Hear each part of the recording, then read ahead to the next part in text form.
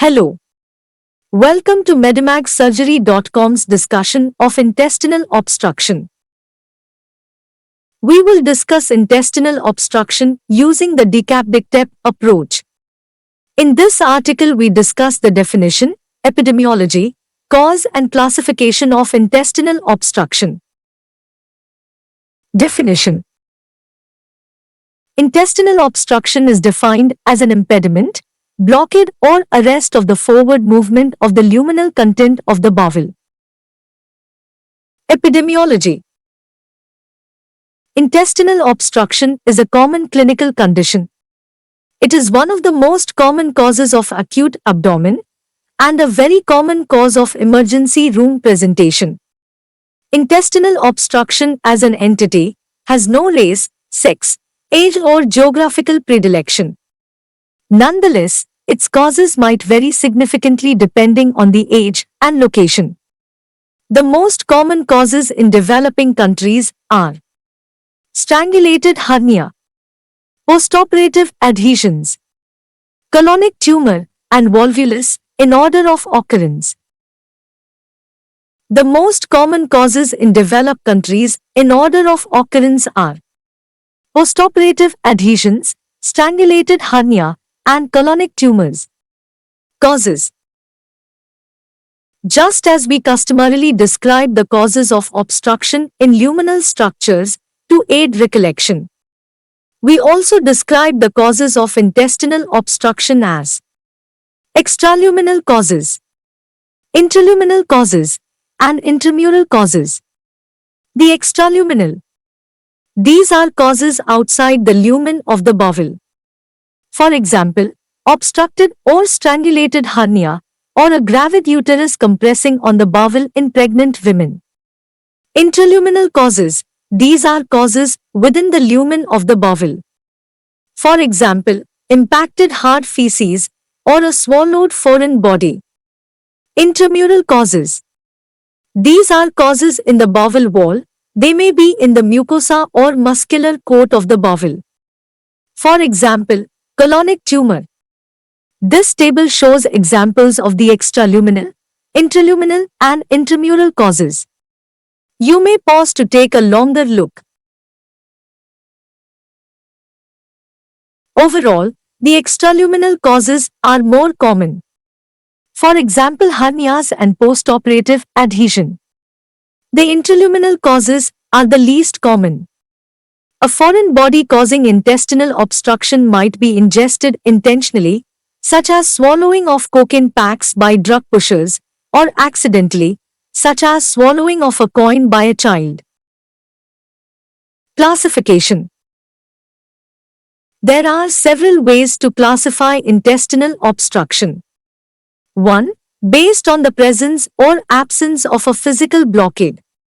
2. Based on the possibility of backward flow and presence of vascular compromise. 3. Based on the bowel obstructed. 4. Based on the distance from the ampulla of Vater. 5. Based on the extent of luminal occlusion. 6. Based on the duration of symptom or rapidity of evolution. 7. Based on whether it is acquired or congenital. Let's expatiate a little bit on the classes of intestinal obstruction.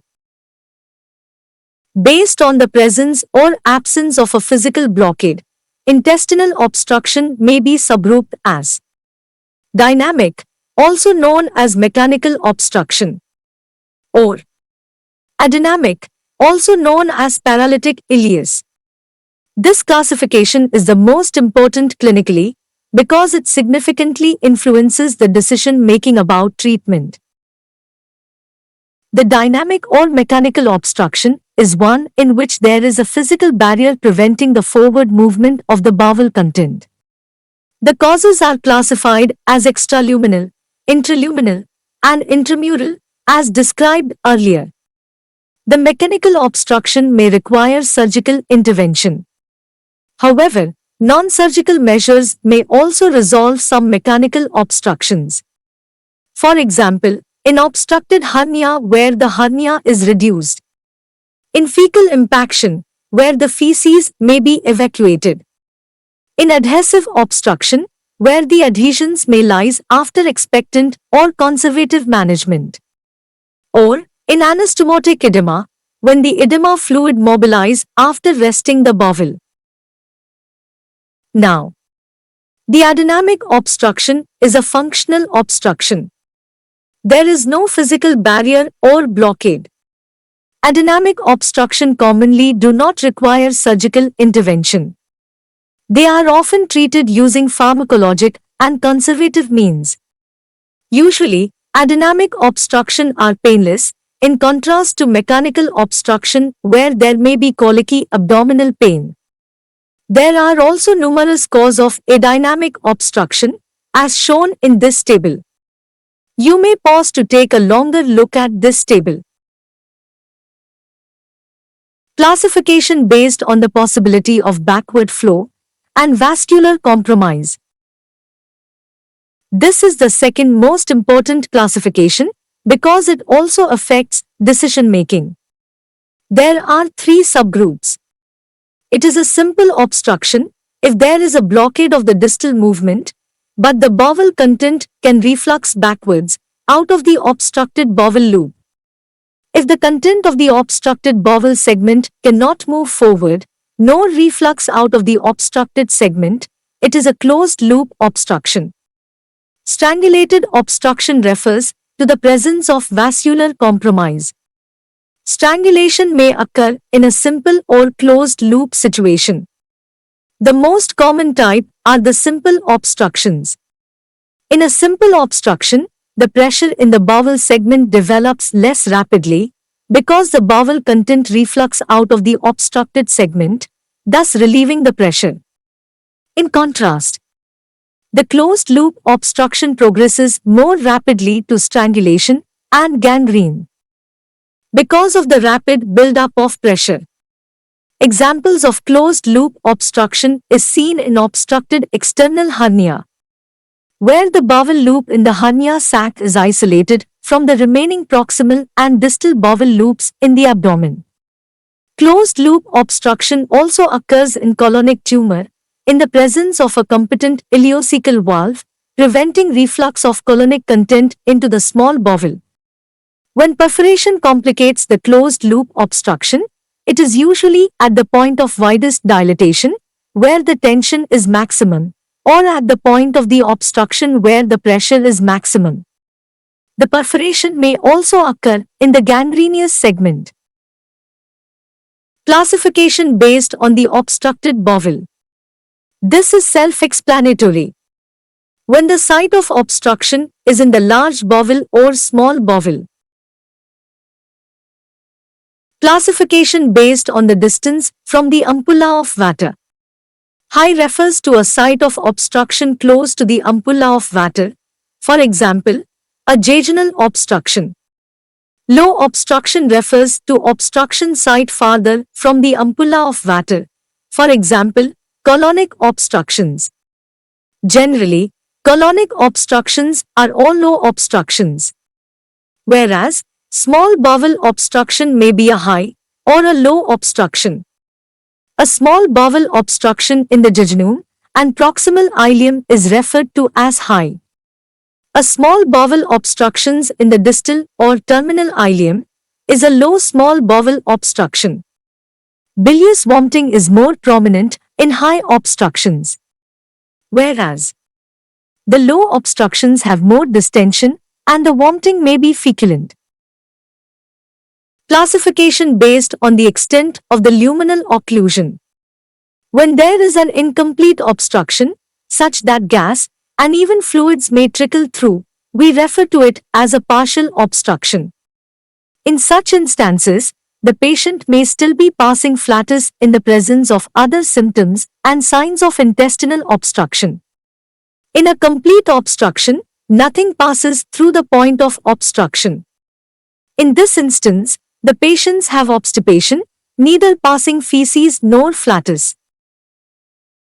Classification based on the duration of symptom or the rapidity of symptom evolution. There are three subgroups here: acute, chronic, and acute-on-chronic. In the acute obstruction, the symptoms of intestinal obstruction have a sudden onset. The symptoms are rapidly evolving within few hours and days. Pain and vomiting are prominent. This kind of obstruction often occurs in the small intestine. In the chronic obstruction, the symptoms are insidious onset. The symptoms evolve slowly, progressing over weeks and even months. This kind of obstruction often occurs in the large bowel. Constipation and distension are more prominent. In the acute on chronic obstruction, the symptoms start as chronic features, then suddenly, the symptoms worsen with increased severity of vomiting and pain. This usually signifies a backward progression from large bowel obstruction to involve the small bowel. The last classification is as an acquired or congenital condition. Congenital refers to causes present at birth. This is more common in children, for example intestinal atresia, imperforate anus, and Hirschsprung's disease. Most causes of intestinal obstruction in adults are acquired causes. However, some persons may have developmental disorders which may not be symptomatic until adulthood. For example, some groin hernias and even some Hirschsprung's disease patients. We will end this discussion here. Forget the written document, and for other resources to help you in your surgery posting, please visit medimagsurgery.com. We are happy to have you learn with us.